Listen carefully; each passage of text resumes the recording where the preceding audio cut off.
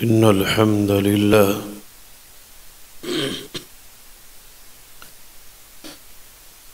نحمده ونستعينه ونستغفره ونعوذ بالله من شرور أنفسنا ومن سيئات أعمالنا من يهد الله فلا مضل له ومن يضلل فلا هادي له أشهد أن لا إله إلا الله وحده لا شريك له وأشهد أن محمدا عبده ورسوله أما بعد فإن خير الحديث كتاب الله وخير الهدي هدي محمد صلى الله عليه وآله وسلم وشر الأمور محدثاتها وكل محدثة بدعة وكل بدعة ضلالة أما بعد فأعوذ بالله السميع العليم من الشيطان الرجيم بسم الله الرحمن الرحيم يا أيها النبي إنا أرسلناك شاهدا ومبشرا ونذيرا وداعيا إلى الله بإذنه وسراجا منيرا رب اشرح لي صدري ويسر لي أمري واحلل عقدة من لساني يفقه قولي رب زدني علما سبحان ربك رب العزة عما يصفون وسلام على المرسلين والحمد للہ رب العالمین۔ حضرات،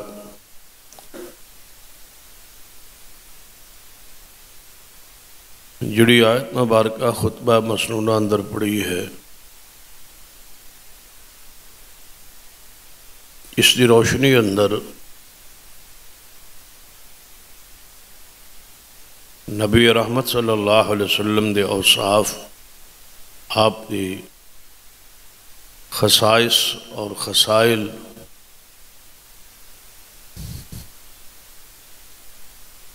دا بیان جاری ہے۔ اسی آیت مبارکہ دے حوالے نال گزشتہ کئی خطبات اندر گزارشات ہوئی۔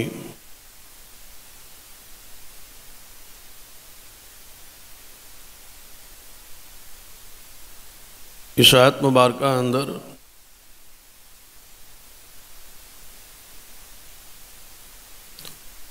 تقریباً 8 صفات نبی علیہ السلام دی بیان ہوئی۔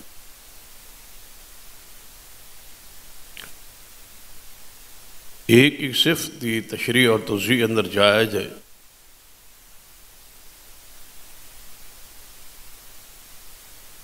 اس لیے یہ کتاب درکار ہے۔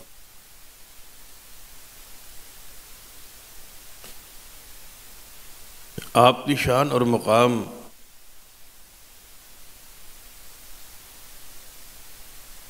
دا بیان جو ہے وہ کسی انسان کی بس کی ہی بات نہیں،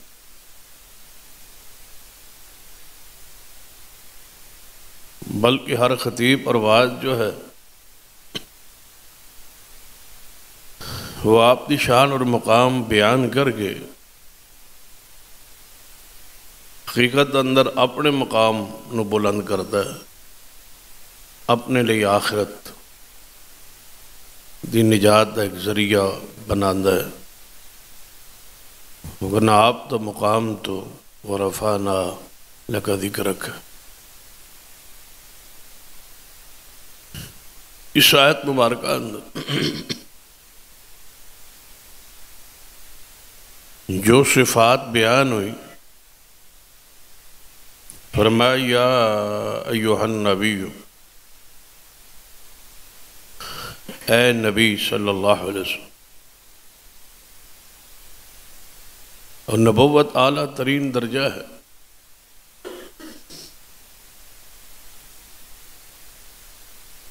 اور منتخب عہدہ ہے.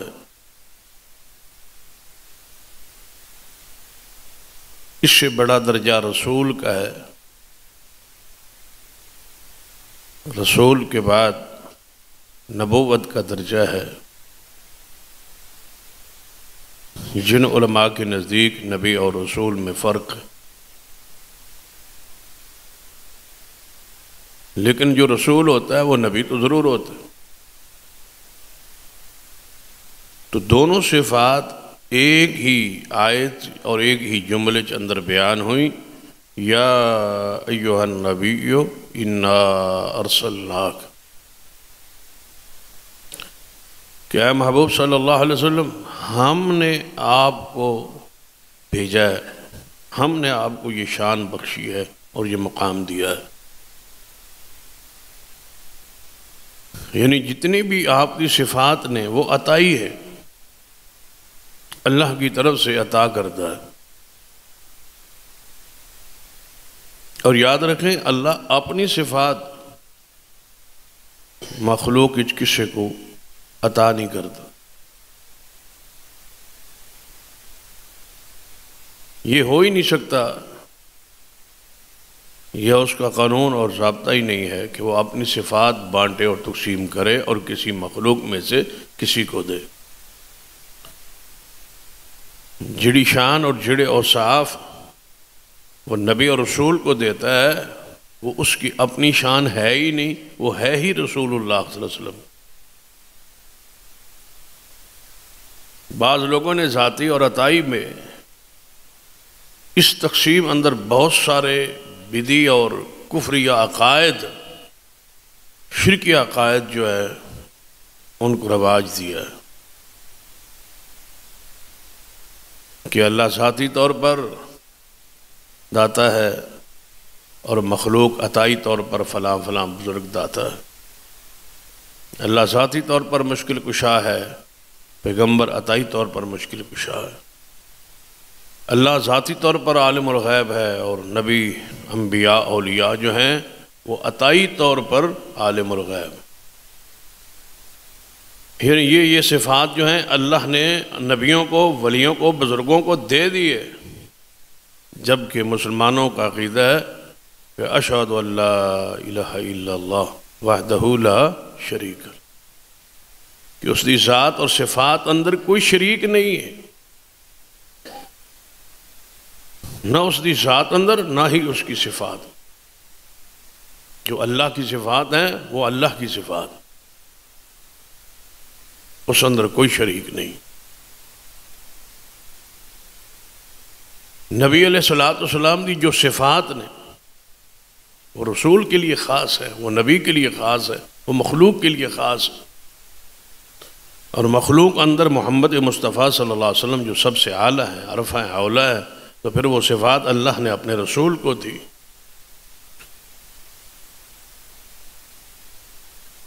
تو اللہ تعالیٰ نے سارے قرآن جہاں جہاں نبی علیہ السلام دی صفات کا ذکر ہے، اس دی نسبت اللہ نے اپنی طرف فرمائی کہ یہ شان میں نے دی ہے، میں نے یہ مقام دیا ہے. یعنی جو صفات ہیں وہ اللہ کی عطا کرتا ہے، لیکن وہ رسول کی صفات ہے، وہ نبی کی صفات ہے. اللہ کی صفات جو ہیں اللہ ان کو تقسیم نہیں کرتا، ان کو نہیں دیتا مخلوق کو کہ میں بھی ہوں اور آپ بھی ساتھ آ جائے، ایسی بات. تو نبی علیہ السلام دی جتنی صفات نے، جتنا مقام ہے، اللہ تبارک و تعالیٰ نے اس کا ذکر قرآن پاک فرمایا، لیکن نسبت آپ نے ول فرمائی. انا اعطیناک الکوثر، آپ کو ہم نے ساقی کوثر بنایا ہے، حوض کوثر بخشا ہے، یہ ہم نے بخشا. ورفعنا لک ذکرک، آپ کے ذکر کو ہم نے بلند کیا ہے. وَلَسَوْفَ يُعْطِيكَ رَبُّكَ فَتَرْضَىٰ، ہم اتنا کچھ دے دیں گے کہ آپ راضی ہو جائیں گے۔ وَمَا أَرْسَلْنَاكَ إِلَّا رَحْمَةً لِلْعَالَمِينَ، ہم نے آپ کو سارے جہانوں کے لیے رحمت بنایا ہے۔ سبحان الذی اسریٰ بعبدہ، اللہ نے وہ پاک ہے جس اللہ نے اپنے بندے محمد مصطفیٰ کو سیر کروائی ہے۔ فرمایا یہ ساری شانیں اور مقام اور اللہ کی طرف اس کی نسبت ہے کہ اللہ تعالیٰ نے یہ شان دی ہے اور مقام بخشا ہے۔ تو فرمایا یا ایھا النبی انا ارسلناک، اے نبی صلی اللہ علیہ وسلم ہم نے آپ کو بھیجا ہے، ہم ہیں بھیجنے والے، آپ خود دعوے دار نہیں ہیں، آپ نے خود دعویٰ نہیں کیا، ویسے ہی نہیں کوئی دل میں خیال ہے۔ جس طرح ہرقل نے پوچھا تھا ابو سفیان رضی اللہ تعالیٰ عنہ، بادشاہ تھا تو اس نے سوال کیا، ابو سفیان رضی اللہ تعالیٰ، یہ سوال اس وقت ہو رہا ہے جب وہ مسلمان نہیں ہے، کہ جس محمد صلی اللہ علیہ وسلم نے تواڈے علاقے چ نبوت کا دعویٰ کیا ہے، کیا اس کی نسل میں، اس کے بڑوں میں، آباء و اجداد میں کوئی بادشاہ رہا ہے؟ ابو سفیان رضی اللہ تعالیٰ فرمان لگے کہ نہیں، کوئی بادشاہ نہیں رہا۔ اچانک اس نے پہلی مرتبہ اس نے پورے خاندان، ہمارے سامنے وہ جوان ہوئے، ان کے آباء و اجداد کو ہم جانتے ہیں، ان کا اور ہمارا رشتہ ہے، کوئی بادشاہ نہیں رہا ان میں۔ تو ہرقل نے یہ بات کہی تھی کہ ابو سفیان اگر ان کی آباء و اجداد کوئی بادشاہ ہوتا تو پھر تے خیال ایسی کہ یہ اقتدار لینا چاہتا ہے، اپنے آباء و اجداد کی تاریخ کو دوبارہ دہرانا چاہتا ہے، تو جب اس کی پورے خاندان میں آباء و اجداد میں کوئی بادشاہ نہیں رہا تو اتنا بڑا دعویٰ از خود وہ کیسے کر سکتا ہے؟ یا ایھا النبی انا ارسلناک، ہم نے بھیجا ہے آپ، یہ مقام ہم نے دیا ہے، رسول ہم نے بنایا ہے۔ رسول خود دعویٰ نہیں کرتا، نبی خود دعویٰ نہیں کرتا، جتنے جھوٹے مدعیان نبوت آئے سب نے خود دعویٰ کیا۔ نبی علیہ السلام نے فرمایا خبردار میرے بعد 30 کے قریب دجال قذاب آئیں گے تو سارے یہ کہیں گے، دعویٰ کریں گے، ان کا زوم ہوگا، ان کا خیال ہوگا کہ ہم نبی ہیں، یاد رکھنا میرے بعد کوئی نبی نہیں آئے۔ نبوت جو ہے یہ کوئی کسبی عہدہ نہیں ہے کہ محنت کر کے کوشش کر کے کما لیا جائے، بنا لیا جائے، اس درجے پر چڑھ جائے بندہ، یہ وحی ہے، اللہ کی عطا ہے۔ جس کا انتخاب اللہ کرے، اللہ جانتا ہے کہ میں نے رسول کس کو بنانا ہے۔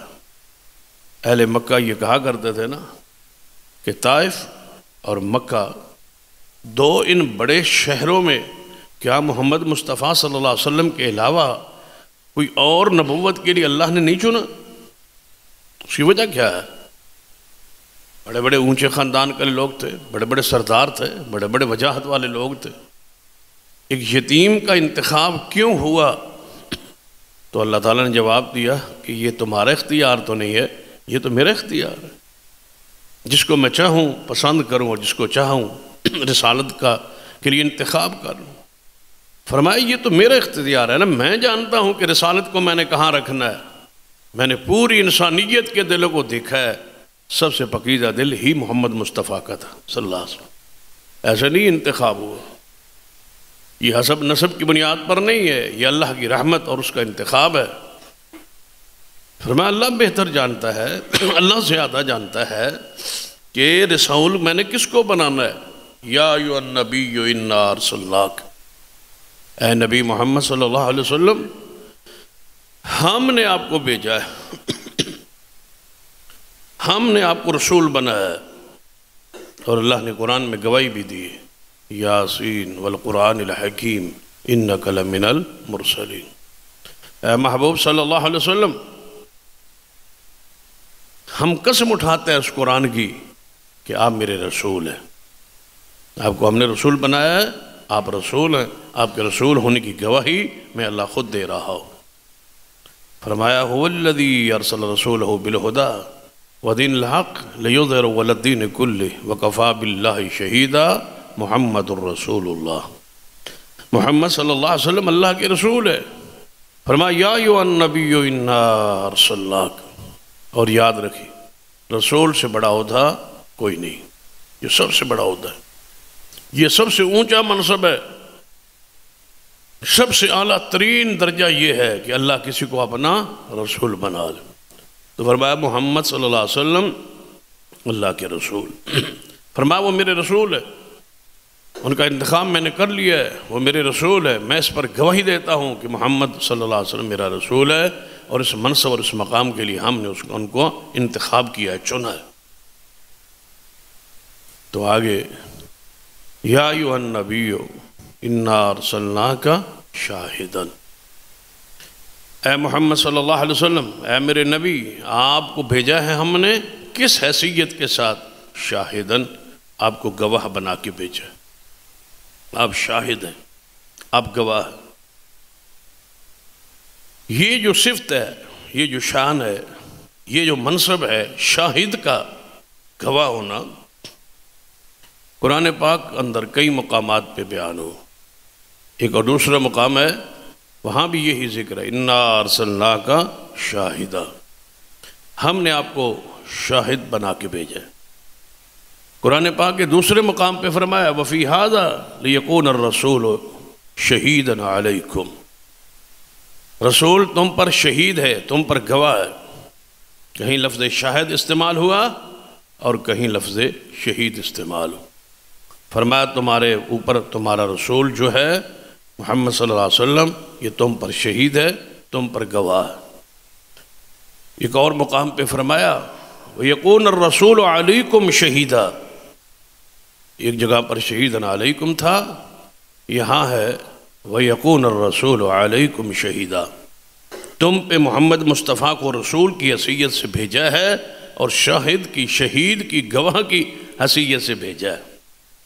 وَجِئْنَا بِكَ عَلَىٰ هَٰؤُلَاءِ شَهِيدًا، کیسا وقت ہوگا جب محمد مصطفیٰ کو گواہ بنا کے قیامت والا دن لایا جائے۔ سیدنا عبداللہ بن مسعود رضی اللہ تعالی عنہ حدیث کے راوی ہے، فرمایا کہ نبی علیہ السلام نے فرمایا اے عبداللہ ذرا مجھے قرآن سناؤ، میں دوسرے کی زبان سے قرآن سننا پسند کرتا ہوں، ذرا قرآن سناؤ۔ عبداللہ بن مسعود فرماتے ہیں کہ میں نے قرآن کی تلاوت شروع کی، جب اس جملے پر، اس آیت کے جملے پر میں پہنچا وَجِئْنَا بِكَ عَلَىٰ هَٰؤُلَاءِ شَهِيدًا، تو حضور نے فرمایا عبداللہ بس کر، یہاں پر رک جا، بس کر۔ تو فرمایا میں نے تلاوت کو روکا اور حضور کو دیکھا تو رو رہے تھے اور آنکھوں سے آنسو جاری تھے۔ وہ کیسا وقت ہوگا جب محمد کو ہم گواہ بنا کے لائیں گے صلی اللہ علیہ وسلم۔ تو رسول اللہ صلی اللہ علیہ وسلم روک رہے، آگے قرآن پاک کو سننا آپ کے لیے مشکل ہو رہا ہے، برداشت سے باہر ہو رہا ہے۔ فرمایا یہاں رک جاؤ، اور رو رہے ہیں کہ کیا وہ وقت ہوگا جب ساری کائنات کھڑی ہوگی اور ہم محمد مصطفیٰ صلی اللہ علیہ وسلم کو گواہ بنا کے، شہید بنا کے، گواہ بنا کے لائیں گے۔ یہ ایک خاص واقعہ ہے جس کی طرف اس آیت کے اندر اشارہ ہے، اور ان لوگوں کا رد ہے جن لوگوں کا نظریہ شہیدہ اور شاہدن کے لفظ سے جنہوں نے غلط معنی معروف کرنے کی کوشش کی۔ ان کا نظریہ یہ ہے کہ شاہدن کا معنی گواہ تو ہے، لیکن اسی لیے مولانا عامر رضا خان بریلوی مکتبہ فکری کے جو بانی ہے، مؤسس ہے، انہوں نے اس کا یہ معنی شاہد اور شہید کا معنی گواہ نہیں کیا۔ ان کا ترجمہ ہے قرآن پاک کا کنز الایمان، اس اندر انہوں نے اس جملے کا معنی جو ہے وہ حاضر ناظر کیا ہے کہ ہم نے آپ کو حاضر ناظر بنا کر بھیجا ہے۔ یہ معنی انہوں نے بدلنے کی کوشش کی۔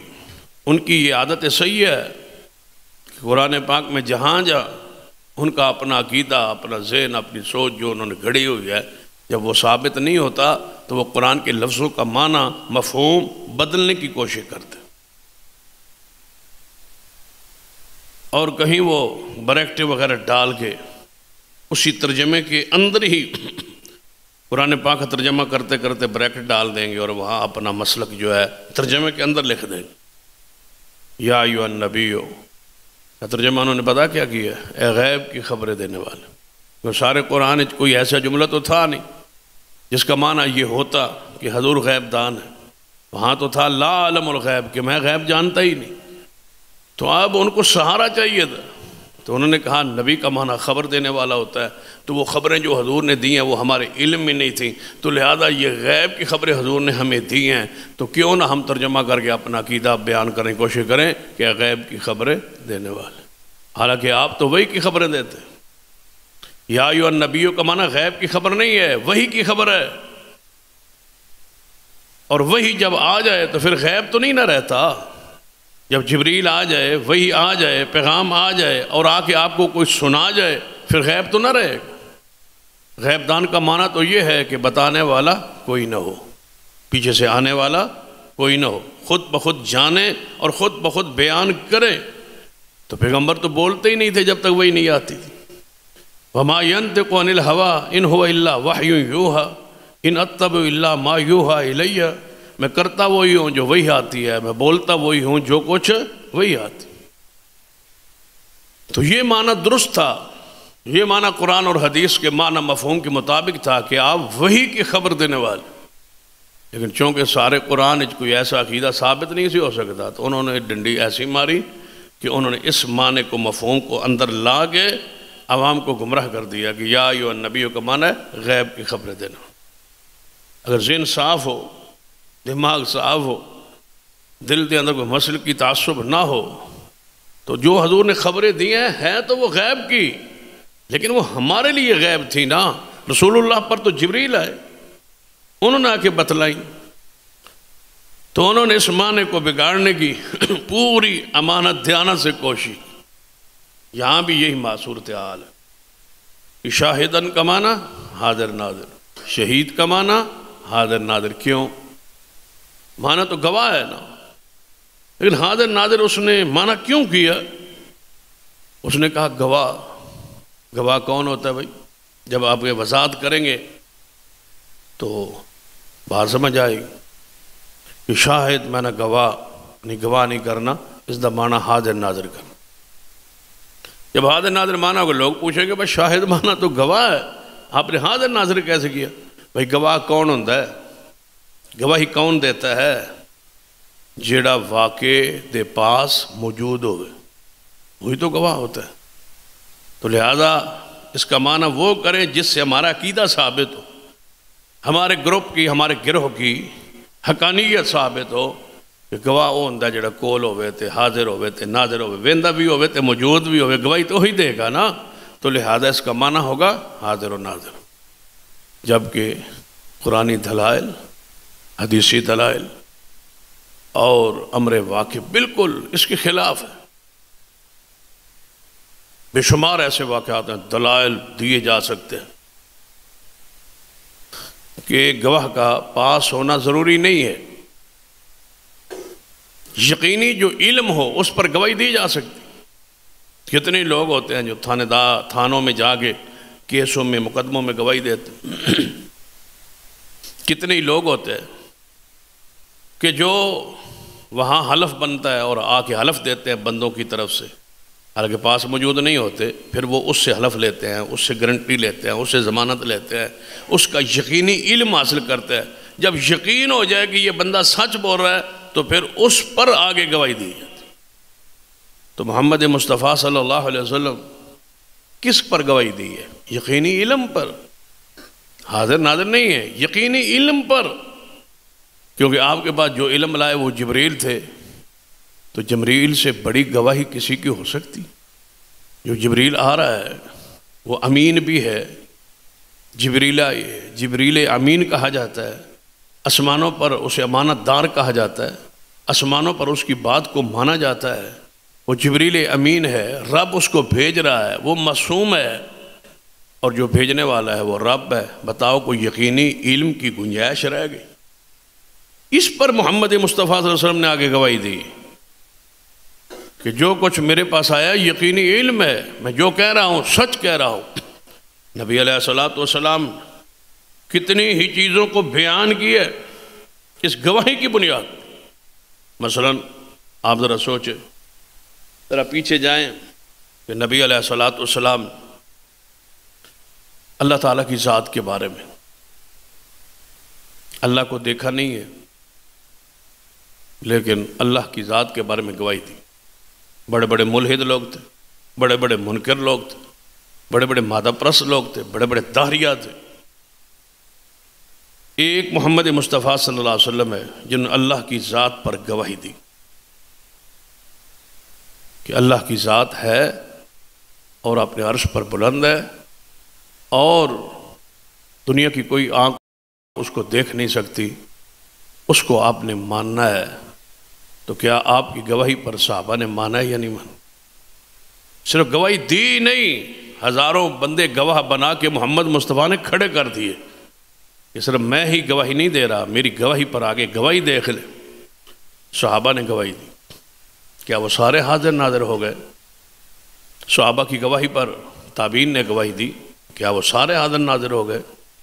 تابعین کی گواہی پر تبع تابعین نے گواہی دی، کیا وہ سارے حاضر ناظر ہو گئے؟ یہ گواہی چلتے چلتے ہم تک پہنچی۔ آج مؤذن 5 مرتبہ کہتا ہے اشہد ان لا الہ الا اللہ، میں گواہی دیتا ہوں، میں شاہد ہوں کہ اللہ کے علاوہ کوئی معبود نہیں ہے۔ مجھے بتاؤ کیا ہر مؤذن ہر جگہ حاضر ناظر ہوتا ہے؟ شاہد تو ہے، گواہی تو دے رہا ہے۔ یہ یقینی علم کی بنیاد پر گواہی محمد مصطفیٰ سے چلی ہے اور آج تک جاری ہے اور قیامت تک جاری رہے گی۔ یہ وہ گواہی۔ اس کے علاوہ نبی علیہ الصلوۃ والسلام اللہ کی ذات پر، اس کی صفات پر، وحی پر، کہ میرے پاس جبریل آتا ہے، میرے پاس وحی آتی ہے، جبریل آتا ہے۔ آپ ذرا سوچیں، ذرا تصور کریں کہ جبریل مجھ پر آتا ہے، میرے پاس وحی آتی۔ جب وحی آتی تھی تو صحابہ پاس بیٹھے ہوتے تھے، جبریل کی آواز صحابہ کو نہیں آتی تھی۔ جبریل بول رہا ہے، قرآن پڑھ رہا ہے، حضور سے مخاطب ہے، باتیں کر رہا ہے، وحی آ رہی ہے، وحی کی کیفیت طاری ہے، آپ کے سینے اطہر پر قرآن کا نزول جاری ہے۔ کئی دفعہ جبریل تو انسانی صورت میں آئے، صحابہ نے بھی دیکھے، لیکن جب اصلی صورت میں آئے تو صحابہ نے نہیں دیکھے۔ حضور کو آواز آ رہی ہے، اس کی پڑھی ہوئی الفاظ و آیات جو ہے سینہ رسول میں جمع ہو رہی ہیں، ریکارڈ ہو رہی ہیں، تو آپ نے فرمایا ابھی ابھی میرے پاس وحی آئی تھی، جبریل آئے تھے۔ مجال ہے کسی صحابی نے کہا ہو کہ یا رسول اللہ ہم بھی تو پاس ہی بیٹھے تھے، کب جبریل آئے، کب آپ سے بات ہوئی؟ اس نے جب بولا بات کی ہے تو آپ نے سن لیا، ہم نے نہیں سنا۔ کسی صحابی نے کبھی اعتراض نہیں کیا، اس لیے کہ محمد بہت بڑے شاہد تھے، گواہی دیتے۔ آپ کی گواہی یقینی علم پر ہے۔ نبی علیہ الصلوۃ والسلام نے سب سے پہلے ایمان لائے اپنے نبی ہونے پر۔ کیا خیال؟ اپنے آپ پر بھی تو یقین ہونا ضروری ہے نا۔ جبریل آ گئے، پیغام دے دیا، پڑھی اللہ کے نام سے، آپ اللہ کے رسول ہیں، آپ کو اللہ نے منتخب کر لیا ہے۔ دوسرے کو بندہ تب بتاتا ہے جب خود یقین ہو۔ تو نبی علیہ السلام سب سے پہلے آمن الرسول بما انزل الیہ، سب سے پہلے اس چیز پر ایمان محمد مصطفیٰ لائے جو ہم نے محمد مصطفیٰ کی طرف نازل کیا۔ خود آپ نے یقین کیا کہ میں اللہ کا رسول ہوں، اس میں کوئی شک نہیں کہ مجھے اللہ نے رسول بنایا ہے۔ مجھ پر جو نازل فرشتہ آ رہا ہے یہ جبریل ہے، مجھ پر جو قرآن آ رہا ہے یہ قرآن ہے، یہ آیات ہیں، اور میں واقعی اللہ کا رسول ہوں۔ اچانک ما تدری مل کتاب ولا ایمان، قرآن دے الفاظ نے اے محمد مصطفیٰ صلی اللہ علیہ وسلم جبریل کے آنے تک آپ نہیں جانتے تھے کتاب کیا ہوتی ہے، ایمان کیا ہوتا۔ آپ نے تو کبھی سوچا بھی نہیں تھا، تصور بھی نہیں بھی آیا تھا، کبھی دعویٰ ہی نہیں کیا تھا۔ کبھی نجی محفل میں کسی پیارے سے، کسی محبوب سے، کسی گھر والے سے بیان کیا ہو کہ میں رسول بننے والا ہوں؟ نہیں۔ جب پہلے دن جبریل آئے ہیں تو آپ تو کانپ رہے تھے، آپ تو فرما رہے تھے زملونی زمل، مجھ پہ کمبل ڈالو، مجھ پہ کمبل ڈالو، مجھے اپنی جان کا خطرہ محسوس ہو رہا ہے۔ پھر سیدہ خدیجہ کے پاس آتی ہے، وہ حوصلہ دیتی ہیں، پھر ورقہ بن نوفل کے پاس وہ لے جاتی۔ ورقہ بن نوفل نے جب آپ کو دیکھا، جو حضرت خدیجہ کی چچا زاد بھائی تھے، جب انہوں نے ساری حال عالم تھے، پڑھے لکھے آدمی تھے، جب انہوں نے دیکھا تو کہا یہ جو کچھ تمہارے پاس آیا ہے نا، یہ وہی ہے جو پہلے نبیوں کے پاس جبریل آتا تھا۔ کاش ایک وقت آئے گا میں اس وقت زندہ ہوں اور دیکھوں کہ آپ کو اس مکہ شہر سے نکال دیا جائے۔ رسول اللہ حیران ہو رہے تھے، مجھے لوگ نکالیں گے؟ فرمایا ہاں، جو تجھ جیسی دعوت لائے اس کے ساتھ یہی قوم سلوک کرتی، آپ کو نکالا جائے۔ یہ علم کی بنیاد پہ کہہ رہا ہے، مطالعے کی بنیاد پہ کہہ رہا ہے، تجربے کی بنیاد پر کہہ رہا ہے، پہلے انبیاء کی تاریخ و سیرت کو سامنے رکھ کے ورقہ بن نوفل یہ بات کہہ رہے۔ تو محمد مصطفیٰ صلی اللہ علیہ وسلم پہلے یہ یقین کیا کہ میں نبی ہوں، میں اللہ کا رسول، پہلے خود اپنے آپ پر، اپنے رسول ہونے پر۔ حضور بھی پڑھتے تھے نا، لا الہ الا اللہ محمد رسول اللہ۔ کس کا کلمہ پڑھتے تھے؟ اپنا۔ آپ بھی تو نماز میں کہتے تھے نا، اشہد ان لا الہ الا اللہ واشہد ان محمدا عبدہ ورسولہ۔ تو نبی علیہ السلام سب سے پہلے اپنے نبی ہونے، رسول ہونے پر یقین، اور جبریل کے جبریل ہونے پر یقین، اس کی خبروں پر یقین لائے، پھر جا کے بنا فرمایا قُلْ يَا أَيُّهَا النَّاسُ إِنِّي رَسُولُ اللَّهِ إِلَيْكُمْ جَمِيعًا۔ اے ساری دنیا دے لوگوں، اللہ نے مجھے تمہاری طرف رسول بنا کے بھیج دیا ہے۔ تو آپ شاہد ہیں، کس کس چیز کی آپ نے گواہی؟ یہ جو تمہارے اعمال ہے یہ لکھے جا رہے ہیں، جو کچھ تم کہتے ہو، جو کچھ کرتے ہو، یہ لکھا جا رہا ہے، ریکارڈ ہو رہا ہے۔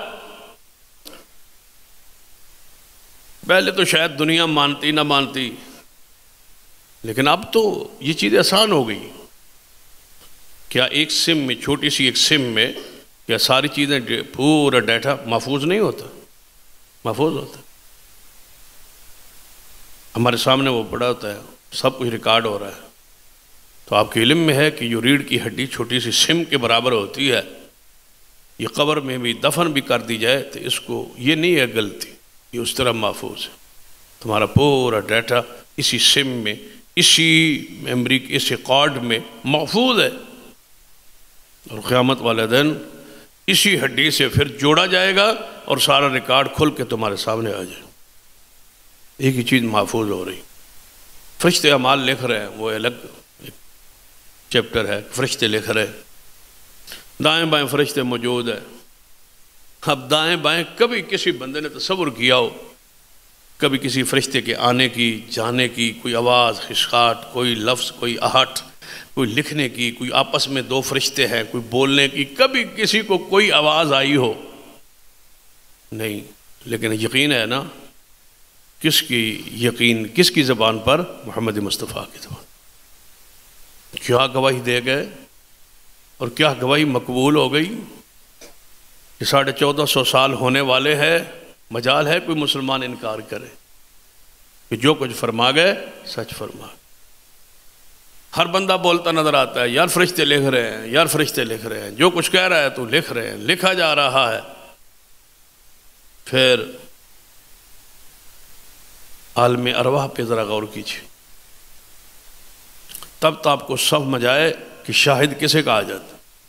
یہ کوئی معمولی صفت نہیں ہے جس سے ہم بالکل آرام سے آگے گزر جاتے ہیں کہ آپ شاہد ہیں۔ غلط معنی چڑھا کے کہ آپ حاضر ناظر ہیں، آپ ہر جگہ موجود ہیں، ہر جگہ دیکھ رہے ہیں، یہ غلط معنی چڑھا کے، غلط عقیدہ لوگوں کے ذہنوں میں ڈال کے، اور پتہ ہے یہ عقیدہ کتنا، پھر اس کے آگے آگاہی اور انجام کیا ہے، خطرناک کتنا ہے۔ جب آپ نے حضور کو ہر جگہ حاضر و ناظر کہہ دیا ہر جگہ حاضر و ناظر کہہ دیا، تو پھر مجھے بتلاؤ کہ حضور علیہ السلام کی عزت اور عصمت اور کس طرح محفوظ رہے۔ ہر جگہ کا معنی کیا ہے؟ کچھ چیزیں ایسی ہوتی ہیں جو پبلک میں، عوام میں بیان نہیں ہو سکتی، کچھ آداب کے تقاضے ہیں، کچھ حالات کے تقاضے ہیں۔ شان مصطفیٰ صلی اللہ علیہ وسلم کا یہ پہلو ہے۔ آپ نے تو حاضر ناظر کہہ دیا ہے کہ آپ ہر جگہ حاضر ناظر ہیں، ہر جگہ دیکھتے ہیں، تو پھر آپ نے حضور علیہ السلام کی کیا شان بڑھائی ہے، یہ گھٹائی ہے، یہ کم کی ہے؟ کبھی سوچا ہے آپ نے یہ کیا ہو رہا ہے، یہ کیا کیا جا رہا ہے؟ بندہ تو بڑا خوش فہمی ہے کہ میں شان بیان کرنے کی انتہا کر دیتی، حضور ہر جگہ حاضر و ناظر ہے۔ یہ حاضر ناظر ہونا یہ حضور کی شان کے خلاف ہے۔ ہر جگہ دیکھنا، ہر وقت دیکھنا حضور کی شان کے خلاف، حضور کی عزت کے، حضور کی عظمت کے، حضور کی عصمت کے خلاف ہے، یہ شان مصطفی کے خلاف ہے کہ حضور ہر وقت ہر جگہ دیکھے، یہ حضور کی شان کے خلاف ہے۔ نہ کبھی کسی صحابی نے دعویٰ کیا، نہ کبھی حضور نے دعویٰ کیا۔ کبھی نبی علیہ السلام نے فرمایا میں آپ کے گھر دیکھ رہا ہوں، اگر اس طرح سمجھ نہیں ہے تو بالکل آسان جی سادہ جی مثال دیتا ہوں، کیا حضور کی صحابیات حضور سے پردہ نہیں کرتی تھی؟ تھوڑی سی بات یہ ہوتے تو ساری سیرت جو ہے، ساری زندگی جو ہے، اس پر قیاس کر لیں۔ نبی علیہ السلام پوچھیں علماء سے اور حاضر ناظر کہنے والوں سے، کبھی بیٹھک ہو، مجلس ہو، تو پوچھیں کہ کیا حضور سے، حضور کی صحابیات پردہ کرتی تھی یا نہیں کرتی؟ سارے کہیں گے پردہ کرتی تھی۔ مجھے بتاؤ جو ہر جگہ حاضر و ناظر ہو اسے پردہ ہو سکتا ہے؟ ممکن ہے؟ اس کے سامنے برقعے، اس کے سامنے چادر ہو، برقع ہو، لباس ہو، جو ہر جگہ حاضر و ناظر ہوتا ہے، اس سے یہ چیزیں ممکن نہیں ہوتی۔ کوئی عورت، کوئی بہن بیٹی کہتی ہے کہ میں نے پردہ کیا اس لیے کہ اللہ مجھے نہ دیکھے، کبھی کبھی دعویٰ کیا ہے؟ وہ کس سے پردہ کرتی ہے کہ مجھے کوئی غیر بندہ نہ دیکھے، کوئی عالم نہ دیکھے، کوئی بزرگ نہ دیکھے، کوئی نیک بندہ نہ دیکھے، کوئی دورا برا بندہ نہ دیکھے، مجھے غیر محرم نہ دیکھے، اس لیے پردہ ہوتا۔ اگر اس طرح سمجھ نہیں آئی تو حدیث کی 3 قسمیں ہیں، یہ سارے طلباء علماء جان۔ تقریری ہوتی ہے، قولی اور فعلی ہوتی ہے۔ جو حضور نے کیا وہ قولی، جو حضور نے کہا وہ قولی حدیث ہے، جو آپ نے عمل کیا وہ فعلی حدیث ہے۔ اور جو کچھ حضور کے سامنے ہوا اور آپ دیکھ رہے ہوں اور حضور اس پر چپ رہے، خاموش رہے، نہ بولے، نہ روکے، تو وہ کیا ہوتی ہے؟ حدیث تقریری۔ تو آپ بتائیں اگر حضور ہر جگہ حاضر و ناظر اب بھی موجود ہے، تو پھر جو کچھ اعمال ہو رہے ہیں اور حضور ان پر نہیں روکتے، نہیں بولتے، تو وہ کیا ہوئے؟ حدیث تقریری۔ اور مجھے بتاؤ کون سا گناہ ہے جو حدیث تقریری میں شامل نہیں؟ حضور تو ہر جگہ حاضر و ناظر ہے، کیا معنی کر دیا ہے آپ؟ کتاب و سنت سے کتنا ہٹ گئے ہیں آپ؟ یہ اس جملے کا یہ معنی نہیں ہے۔ قرآن پاک نے اس کی نفی کی ہے۔ نبی علیہ السلام کہ پھر ہجرت کا اور آپ کی پوری وحی کا ایک پورا شریعت کا مزاج ہی بدل جائے گا۔ یا قرآن پڑھے تو قرآن اندر 2 قسم کی صورتیں، ہر صورت کی صورت لکھا ہوتا ہے مکیہ یا مدنیہ، کہ یہ صورت مکی ہے اور یہ مدنی ہے۔ اس کا کیا معنی؟ کہ یہ صورت مکے میں نازل ہوئی اور یہ مدینہ میں نازل۔ اگر آپ ہر جگہ ہر وقت موجود ہوتے ہیں تو پھر مکی اور مدنی کی تقسیم کیسے ہوگی؟ پھر تو تقسیم نہیں ہو سکتی نا۔ مکہ میں بھی تھے، مدینہ میں بھی تھے، جب مدینہ میں تھے تو مکہ میں بھی تھے، جب مکہ میں تھے تو مدینہ میں بھی تھے، جب زمین پر تھے تو آسمان پر بھی تھے۔ پھر معراج کا کیا معنی رہ جائے گا؟ معراج تو سرے سے ہی ختم ہو جائے گی۔ اوپر بھی ہیں اور نیچے بھی ہیں، ہر جگہ حاضر بھی ہیں، ہر جگہ ناظر بھی ہیں، ہر جگہ موجود بھی ہیں اور ہر جگہ دیکھ بھی رہے ہیں۔ تو پھر دیکھنے کے لیے اوپر تشریف لے گئے، یہ کیا ہے؟ قرآن تو کہتا ہے لِنُرِيَهُ مِنْ آيَاتِنَا، ہم نے اوپر بلایا تاکہ اپنی نشانیوں کو دکھائیں۔ قرآنی نص ہے لِنُرِيَهُ مِنْ آيَاتِنَا، اپنی نشانیوں کو دکھانے کے لیے ہم نے محمد مصطفیٰ کو اوپر بلایا۔ تو جب آپ ہر جگہ موجود تھے اور ہیں تو پھر یہ اوپر جانے کا تصور کیا ہے؟ جبریل آتے کہ آپ کو اوپر لے جانا ہے تو آپ فرماتے ہیں میں اوپر بھی ہوتا ہوں نیچے بھی ہوتا ہوں، اوپر بھی دیکھ رہا ہوں نیچے بھی دیکھ رہا ہوں، ہر جگہ موجود ہوتا ہوں، ہر جگہ حاضر ناظر ہوتا ہوں۔ اللہ کے بندو، یہ معنی نہیں ہے۔ بندے کی زندگی کے دو پہلو ہیں، ایک لوگوں کے سامنے اور ایک گھر کی زندگی ہے، خلوت کی زندگی۔ جو ہر جگہ حاضر و ناظر ہو، بتاؤ ذرا تڑپو اور بتلاؤ اور سوچو کہ یہ عقیدہ کہاں جا رہا۔ کہنے کو یہ جملے بڑے آسان ہیں، لیکن اس کی حقیقت گہرائی میں جائیں۔ بندہ خلوت میں گھر میں موجود ہے اور اس بندے کا عقیدہ کیا ہے کہ حضور ہر جگہ دیکھ رہے ہیں اور ہر جگہ موجود ہے۔ توف ہے تمہارے سوچ پر اور اس عقیدے پر۔ قرآن کے خلاف ہے، حدیث کے خلاف ہے، عقل کے خلاف ہے، شریعت کے خلاف ہے، قرآنی دلائل کے خلاف ہے، حدیثی دلائل کے خلاف ہے۔ شاہد کے لفظ سے یہ معنی لینا گمراہی ہے۔ شاہد کا معنی ہوتا ہے گواہ، اور گواہ کا ہر وقت ہر جگہ موجود ہو کے گواہی دینا یہ نہیں ہے۔ ذرا پیچھے جائے، ہم عالم ارواح میں رہے، جب دنیا میں نہیں تھے تو کہاں تھے؟ عالم ارواح میں۔ وہ روحوں کا ایک جہان ہے۔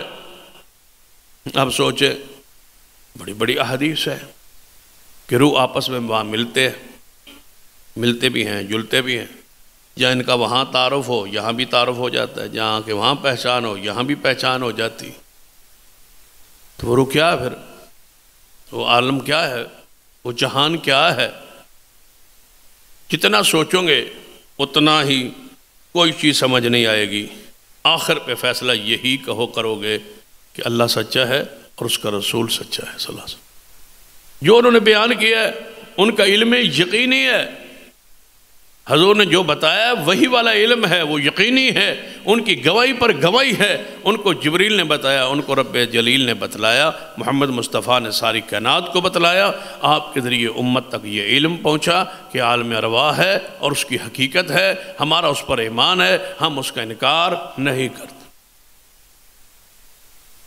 ایک عالم رویا ہے، خوابوں کا جہان۔ بھلا کوئی ہے جو انکار کرے؟ رات سوتا ہے بندہ، کہاں سے ہو کے آتا ہے؟ ایسا ممکن ہے؟ کبھی موٹر سائیکل پہ سفر، کبھی کار پہ سفر، کبھی بڑی گاڑیوں پہ سفر، کبھی جہاز پہ سفر۔ چلو اپنی تو سمجھ آتی ہے، جڑا نال جہاز ہوتا ہے وہی سمجھ نہیں آتی، جہاز کس کا ہے؟ چلا کون رہا ہے؟ اڑا کون رہا ہے؟ بندہ اڑتا جا رہا ہے جی، جہاز کے اندر بیٹھا ہے، اور خواب میں کس کمپنی کا جہاز ہے، کون اڑا رہا ہے، یہ سارا کچھ عالم رؤیا میں بندہ دیکھ رہا ہے۔ سویرے اٹھ کے کیا آپ گواہی نہیں دیتے کہ رات کو میں نے خواب دیکھا ہے؟ دوسرا بندہ کہے کہ میں بھی تو آپ کے پاس ہی پڑا تھا، میں بھی تو اسے کمرے چی سان تے بالکل نال سان تے تو کتنے جہازاں تے اڑتا رہا تے ہمیں جھوٹ بولی جانا ہے۔ لیکن آپ نہیں مانیں گے، آپ کہیں گے نہیں ایسا ہوا ہے، کیونکہ یہ تمہارے ساتھ پیش آیا ہے۔ اگر تمہارے ساتھ عالم رؤیا کا معاملہ پیش آئے تو تمہارا اٹھ کے بتانا حق ہے، تو کیا میرے محمد کا بیان کرنا حق نہیں ہے؟ پھر عالم ارواح بھی حق ہے، پھر عالم رؤیا بھی حق ہے، خواب کا عالم جہان حق ہے۔ کتنے ہیں خوابوں کے، بلکہ قرآن دین کی بہت کئی چیزیں خوابوں پر ہیں۔ سورہ یوسف ساری خوابوں کی تعبیر ہے۔ قربانی کا آغاز خواب سے ہوا، اذان کا آغاز خواب سے ہوا۔ کئی چیزیں ہیں جس کا تعلق خواب کے ساتھ، لیکن یہ تو رسولوں کا خواب ہے، محمد مصطفیٰ کے خواب ہیں جو سچے ہیں۔ ہمارے لیے بھی خواب، نبی علیہ السلام فرمایا اب میں دنیا سے جا رہا ہوں لیکن سچے خواب قیامت تک رہیں گے، آتے رہیں گے۔ یا تمہیں خود نظر آ جائے یا تمہارے بارے کسی اور کو نظر آ جائے، محدثین کے خواب ہے، علماء امت کے خواب ہے، نیک لوگوں کے خواب ہیں، صالحین کے خواب ہے، ان پر کسی عقیدے کی بنیاد نہیں رکھی جا سکتی، لیکن خواب تو خواب ہے، حقیقت تو ہے، اس کا انکار تو نہیں کیا جا سکتا۔ پیغمبر کا خواب دین ہے، حجت ہے، شریعت ہے، معصوم ہے۔ نبی کے علاوہ ہر بندے کا خواب غلط بھی ہو سکتا ہے، ٹھیک بھی ہو سکتا ہے، اور اس کو ماننا خواب کی حد تک ٹھیک ہے، اس کا انکار نہیں ہو سکتا، کیونکہ قرآن نے کہا ہے الا ان اولیاء اللہ لا خوف علیہم ولا هم يحزنون الذین آمنوا وكانوا يتقون لهم البشرى فی الحیات الدنیا وفی الآخرہ۔ اللہ نیک بندوں کو دنیا میں بشارتیں دیتا ہے، اور اس آیت کے تحت حدیث بخاری ہے کہ دنیا میں بشارتیں یہ ہے کہ اللہ کسی بندے کو نیک خواب دے دے، اچھا ذو معنی پیارا کوئی خواب آ جائے۔ اس پر ایک الگ بحث ہے، اس کی طرف نہیں جاتے۔ شاہد کا معنی میں کر رہا تھا کہ شاہد کا معنی گواہی ہے۔ نبی علیہ السلام نے گواہی دی، کتنے ہی نبی علیہ السلام نے جو ہیں مسائل کو بیان فرمایا، کتنے ہی پل صراط آپ دیکھیں، حضور نے فرمایا پل صراط ہے، چلو عالم رویا سے نکلے عالم برزخ کی طرف جاتے۔ اگر رویا حق ہے تو پھر عالم برزخ کا انکار کیوں ہے؟ کتنے لوگ ہیں جو برزخی زندگی کے انکاری، کہ برزخ میں زندہ کیسے ہو سکتا ہے؟ بھئی وہ زندگی ایک ہے، تمہارے علم سے تمہارے شعور سے وہ بالا ہے، لیکن ہے صحیح۔ اگر دنیا میں رہ کے اللہ تمہیں دو زندگیاں دے سکتا ہے، ایک نیند، ایک بیداری کی زندگی اور ایک خواب کی زندگی، خواب کی زندگی الگ زندگی نہیں، بندہ کیا کیا دیکھتا ہے، اور اچھے اور برے خواب بھی دیکھتا ہے، اور پھر برے خواب کے اثرات بھی ہوتے ہیں۔ وجود پر اچانک بچہ اٹھ کے ڈر کے بیٹھ جاتا ہے، بندہ چنگا بلا ہوتا ہے تو اٹھ کے ڈر کے بیٹھ جاتا ہے، کیا ہوا خواب؟ وہ خواب ہے یار، پھر بھی ڈر رہا ہے، سہم رہا ہے۔ اس خواب کے اثرات بھی ہیں اس پر۔ بعض دفعہ ایسا ہوتا ہے کہ بندہ غسل واجب ہو جاتا ہے خواب میں، تو آپ بتائیں ذرا کہ اس کی حقیقت ہے یا نہیں؟ اٹھ کے تو غسل واجب ہے، عملی طور پر واجب ہے، اٹھ کے آپ کو نہانا فرض ہو گیا، نماز نہیں ہوگی جب تک نہائیں گے نہیں۔ بندہ کہ نہیں وہ خواب تھی، خواب کا ایک جہان کو تم نے قبول کیا ہے نا، اس میں ہونے والے عمل کو تم نے قبول کیا ہے نا، تو اگر وہی رب عالم برزخ میں موت کے بعد برزخ کی ایک زندگی دے، برزخ میں عذاب دے، برزخ میں ثواب دے، قبر کا عذاب دے، قبر کا ثواب دے، تو آپ اس کے انکاری کیوں ہو سکتے ہیں؟ تم تو دنیا میں رہ کے دو زندگی کو مان رہے ہو۔ اللہم بسمک اموت و احیا، سوتے ہو یہ مرتے ہو، لیکن موت کی حالت میں کیا کیا دیکھتے ہو تو۔ اگر یہ حق ہے تو پھر برزخ کے معاملات کو کیوں نہیں مانتے؟ جب میں کہا کرتا ہوں بس ایک جملہ ہی کافی ہے، باقی ساری چیزیں بعد میں۔ سب سے بڑے گواہ کون ہے؟ محمد مصطفیٰ۔ یا ایھا النبی انا ارسلناک شاہدا، اے محبوب صلی اللہ علیہ وسلم ہم نے آپ کو بنایا شاہد، گواہ۔ جن جہانوں کو سمجھ نہیں آتی وہاں کے گواہ محمد مصطفیٰ صلی اللہ علیہ وسلم۔ آپ کے پاس یقینی علم ہے، آپ نے بتا دیا، اور ساری زندگی یہ سارے فتنے جو ہیں بعد میں ہیں، صحابہ کرام کے دور میں نہیں تھا، تابعین، تبع تابعین، محدثین، ائمہ کرام کے دور میں یہ چیزیں نہیں تھیں۔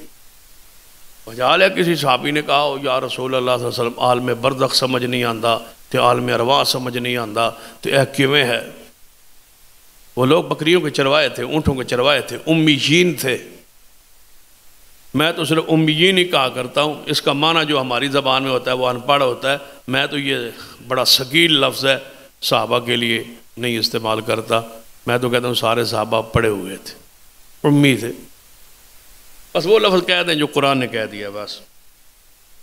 صحابہ کرام ایک ہوتا ہے، چلو ایویں سمجھ نہیں آئی نا، شاید کوئی بندہ جذباتی ہو جائے تو تسی دو ایک لفظ بول دو، آندہ میں پڑھے ہویا تھا نہیں لیکن میں گڑے ہویا ہے وہاں۔ وہ جڑا گڑے ہوتا ہے نا بس وہ جان لے کہ اگر سکولوں میں پڑھے نہیں نہ تھے تو گڑے ہوئے تھے، کیونکہ محمد مصطفیٰ کے پاس بیٹھتے تھے، شاگرد تھے نا حضور کے علیہ الصلوۃ والسلام۔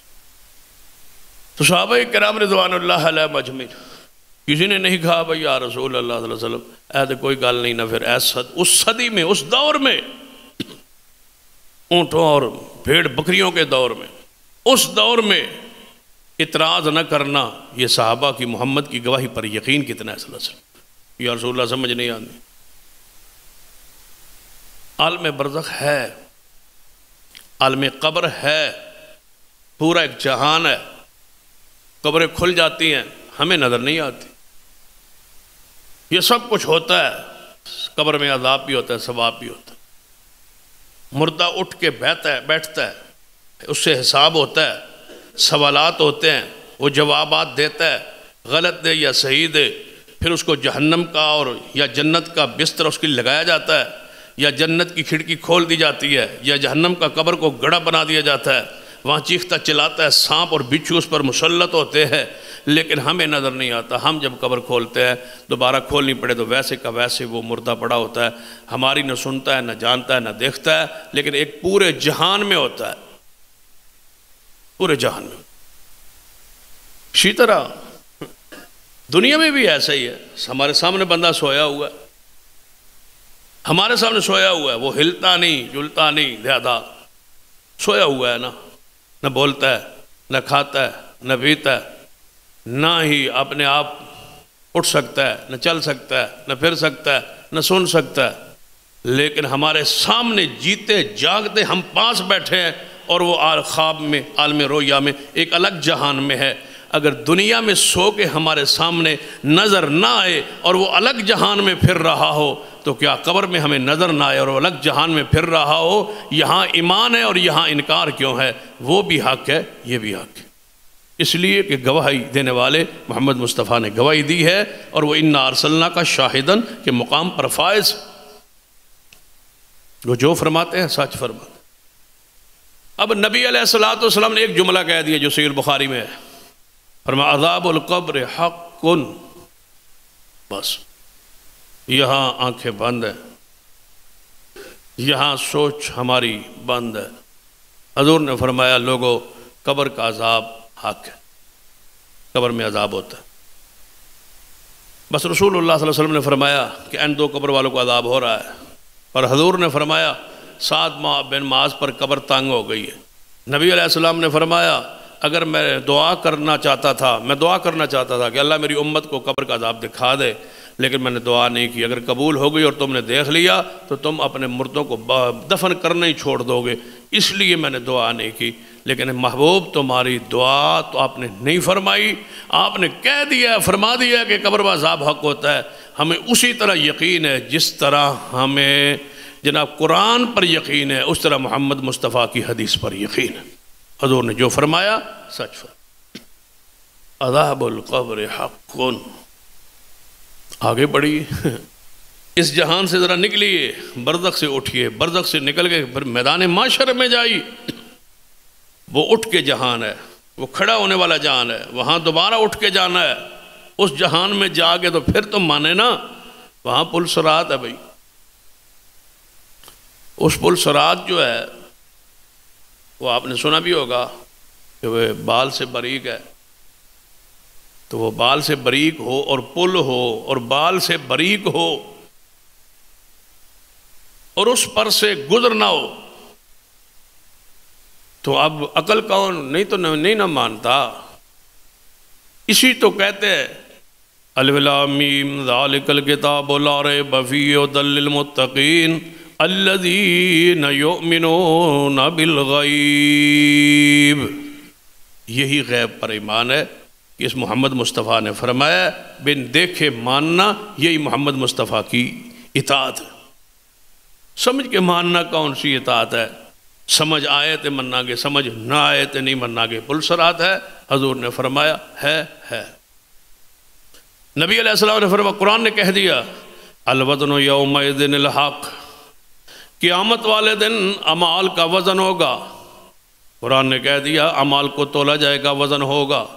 نبی علیہ السلام نے کلمتان حبیبتان الی الرحمن ثقیلتان فی المیزان خفیفتان علی اللسان سبحان اللہ و بحمدہ سبحان اللہ العظیم.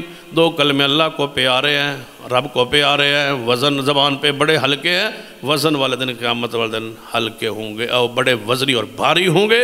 اور رسول اللہ صلی اللہ علیہ وسلم نے فرمایا ایک لا الہ الا اللہ ایسا وزنی ہوگا کہ 99 دفتر گناہوں کے بھرے ہوئے دوسرے پلڑے میں ہوں گے، یہ ایک جملہ سب پہ بھاری ہوگا. حضور نے فرمایا ہن عمال کے میں تلن گے تے کلمہ کے میں تلے گا، اس پر جنا فرقہ بنا کے بیٹھ جائیں، گروہ بنا کے بیٹھ جائیں، کتابیں لکھنا شروع کر دیں. عقل نہیں مانتا، پتہ نہیں ہے آپ کو بتایا کس نے ہے. یا ایھا النبی انا ارسلناک شاہدا، جو رب سے ہم کلام ہوئے. یا ایھا النبی انا ارسلناک شاہدا، جنہوں نے جبریل کو اپنی آنکھوں سے دیکھا. یا ایھا النبی انا ارسلناک شاہدا، جنہوں نے پہاڑوں کے فرشتوں سے خود کلام کی.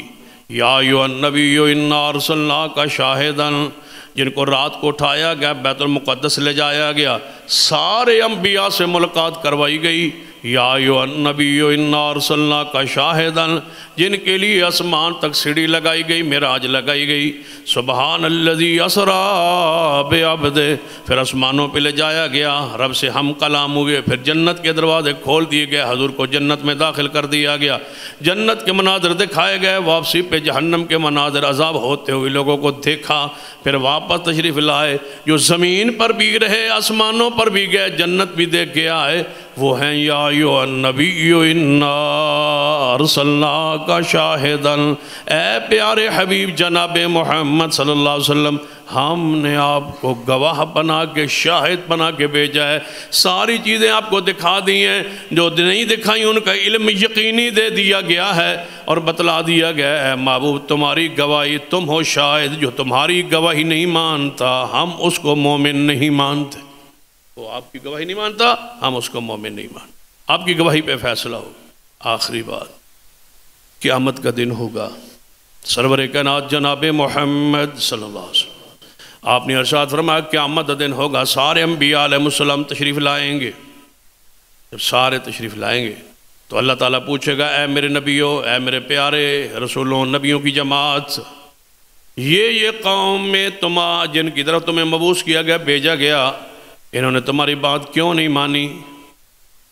سارے انبیاء کہیں گے یا اللہ ہم گئے تھے، ہم نے تبلیغ کا حق ادا کیا، ہم نے دعوت کا حق ادا کیا، لیکن انہوں نے ہماری بات کو نہیں مانا.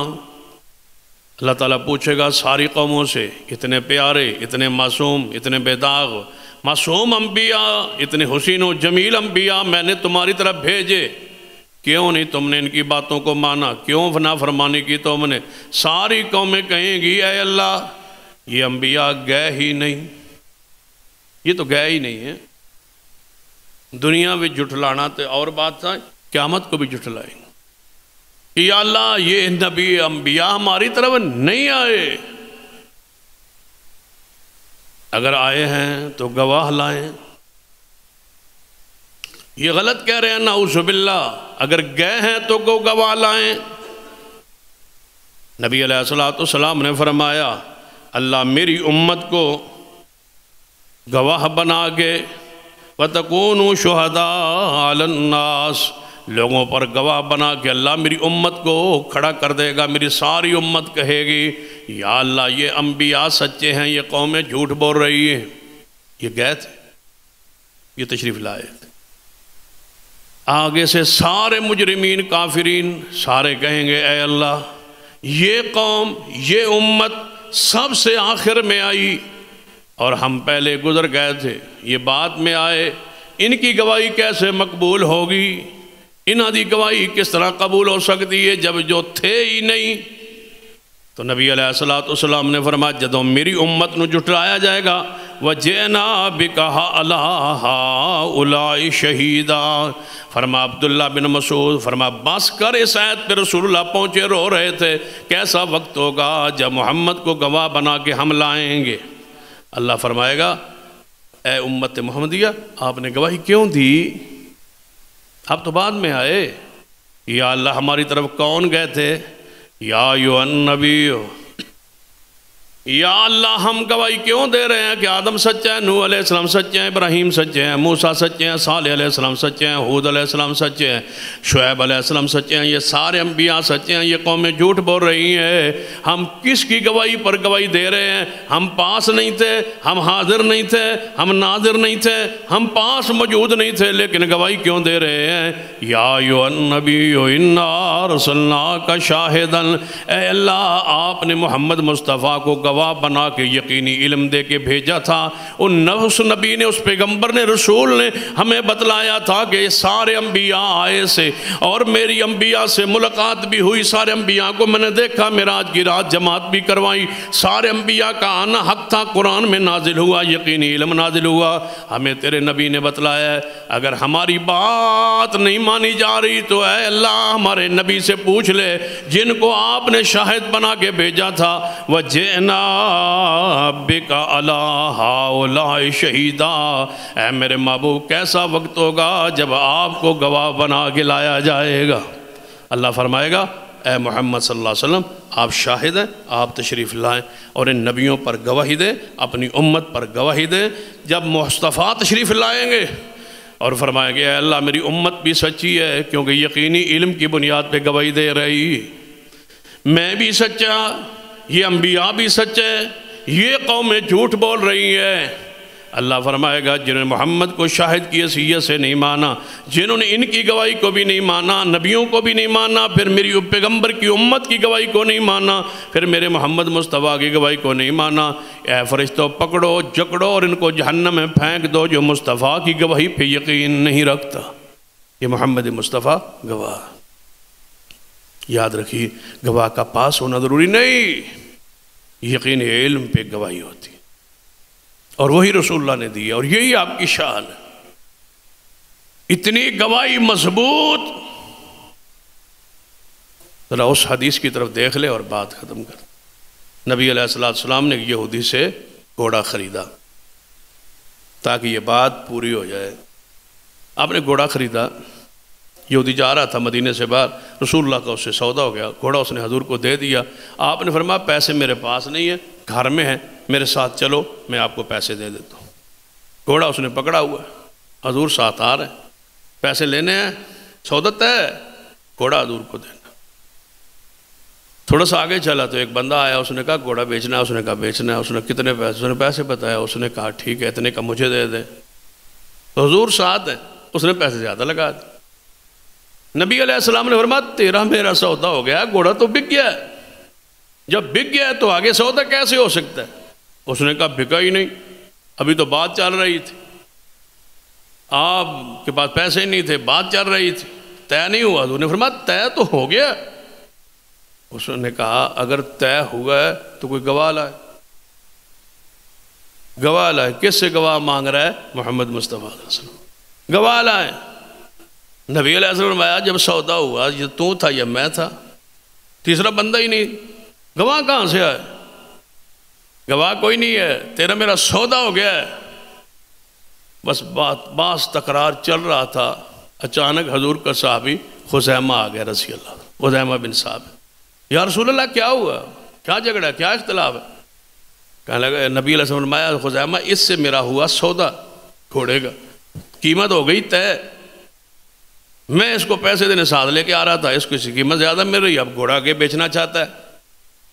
اس نے کہا سودا نہیں طے ہوا، آپ پھر فرما رہے ہیں سودا طے، سودا طے نہیں ہوا، اگر ہوا ہے تو گواہ لاؤ۔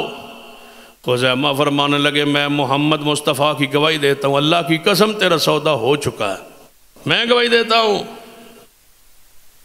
بات مکمل ہو گئی، اس نے گھوڑا حضور کو دے دیا، گواہ پیش ہو گئے، گواہی آ گئی۔